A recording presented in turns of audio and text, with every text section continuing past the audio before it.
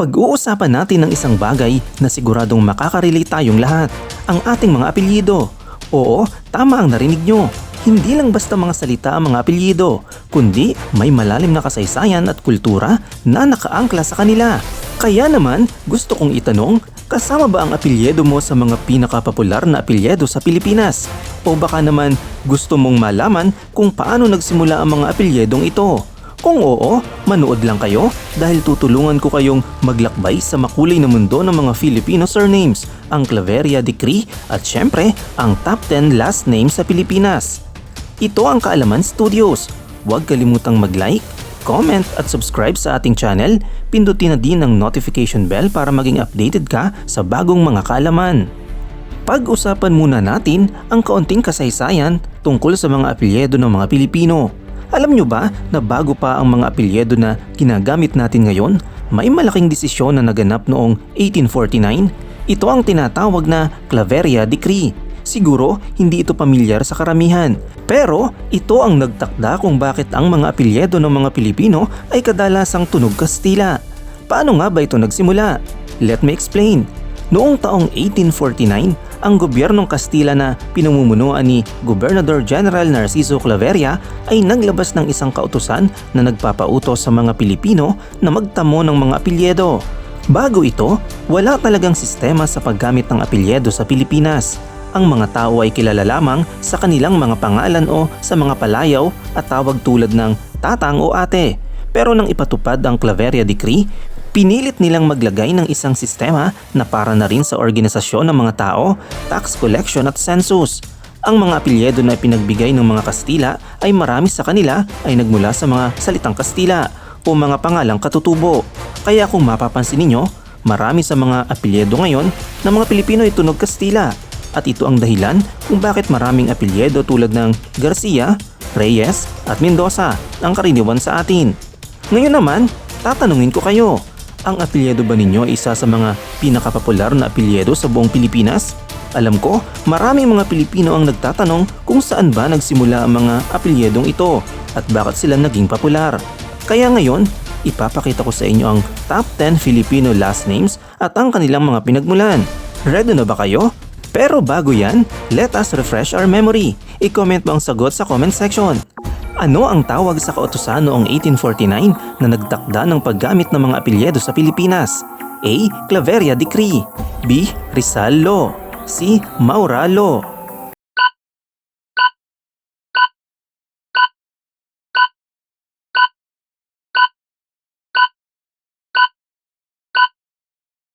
Sino ang gobernador general na nagpatupad ng Claveria Decree? A. Diego Silang. B. Narciso Claveria. C. Miguel Lopez de Legazpi.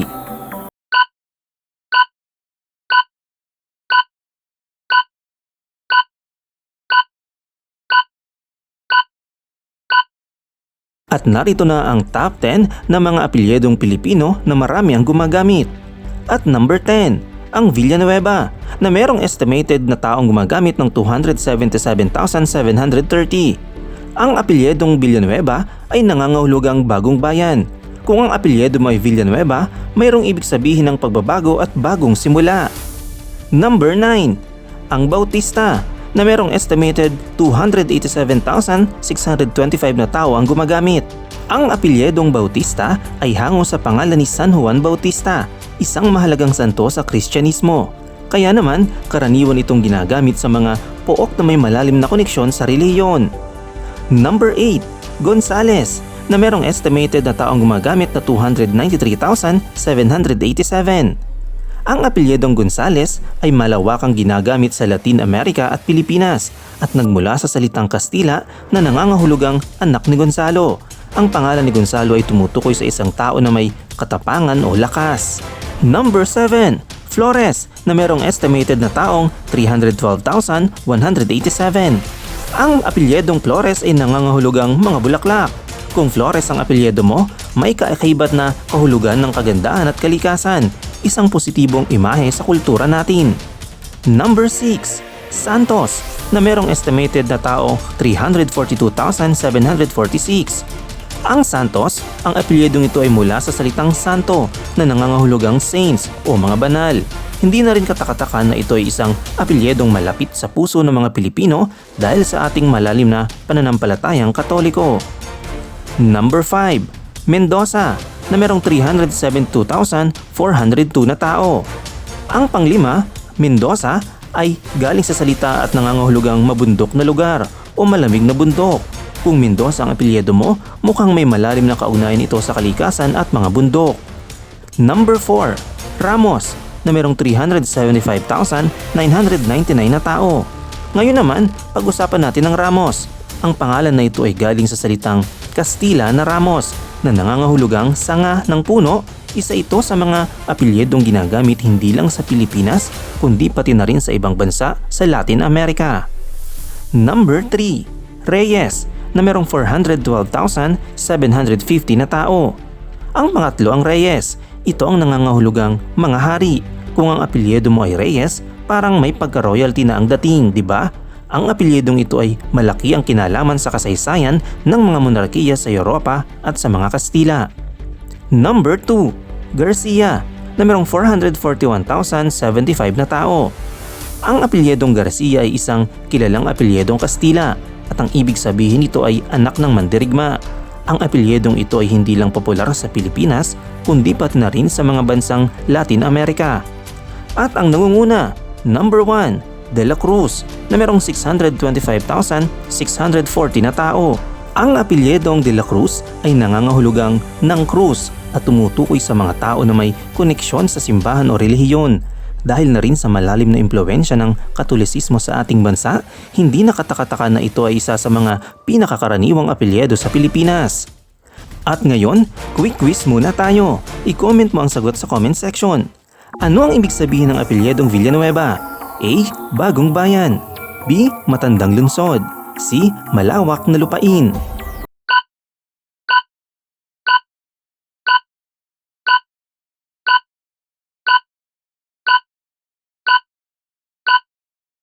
Aling apelyido ang nagmula sa pangalan ni San Juan Bautista?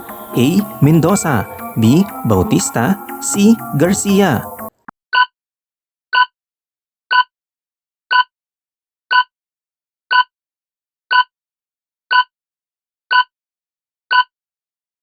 Ano ang kahulugan ng apelyedong Gonzales? A. Anak ng mandirigma. B. Anak ni Gonzalo. C. Mga hari.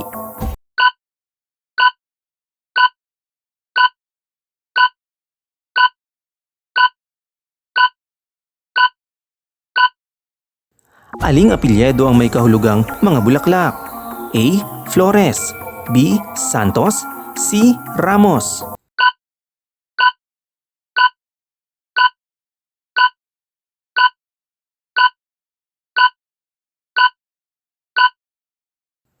Ano ang kahulugan ng apelyedong Mendoza? A. Mabundok na lugar. B. Matabang lupa. C. Baybayin.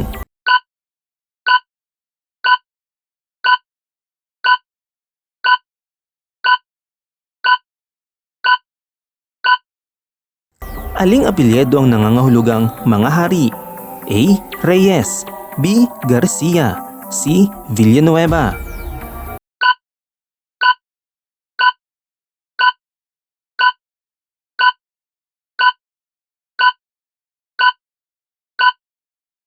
Ano ang ibig sabihin ng apelyedong De La Cruz? A. Tagapagligtas. B. Ng Cruz. C. Banal na bundok.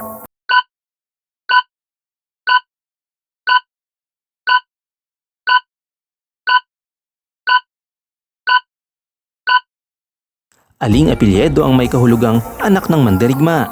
A. Bautista. C. Garcia. C.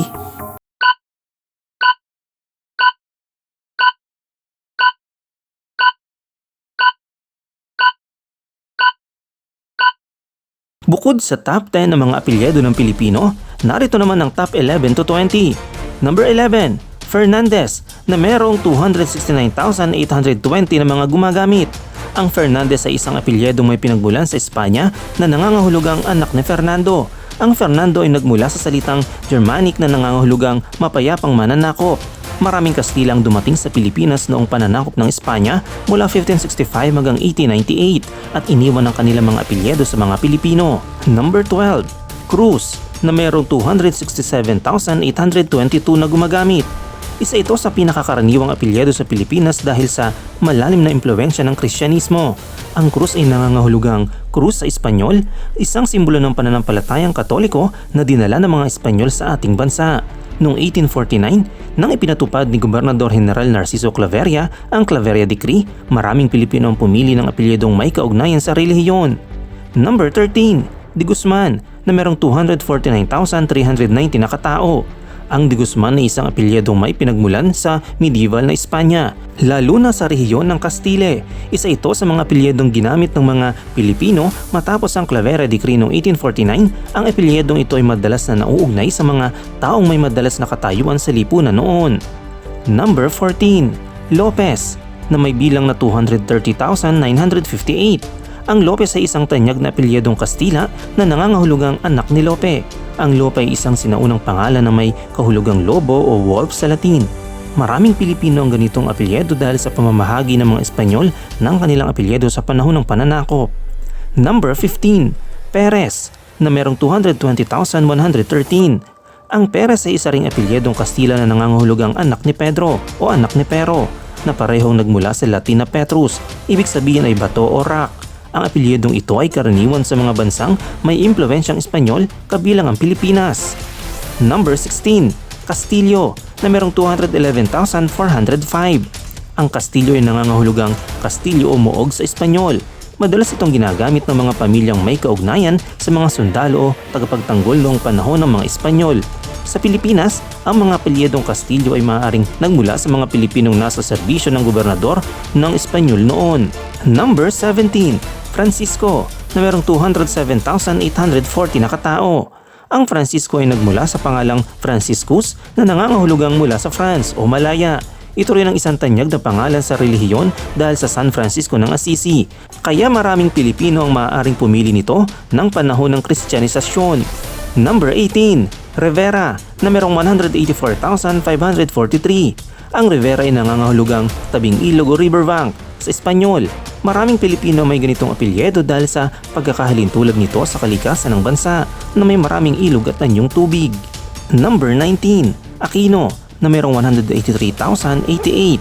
Ang Aquino ay nagmula sa isang lugar sa Italia, ngunit ito ay naging tanyag na sa Pilipinas dahil sa pamilyang Aquino, kabilang sina Benigno Ninoy Aquino Jr. at dating Pangulong Corazon Aquino. Isa rin ito sa apelyidong malapit sa mga Pilipinong may lahing Chino dahil maraming Aquino ang may koneksyon sa mga Chinoy noong panahon ng kalakalan sa Maynila. At number 20, ang Castro, na merong 173,686. Ang Castro ay nangangahulugang kampo o kuta sa Espanyol. Maraming Kastila ang may ganitong apelyido dahil ito ang tumutukoy sa mga lumang lungsod at pook militar sa Espanya. Marahil, maraming Pilipinong ginamit ito bilang apelyido dahil sa koneksyon nito sa mga tagapagtanggol ng komunidad noong panahon ng Espanyol.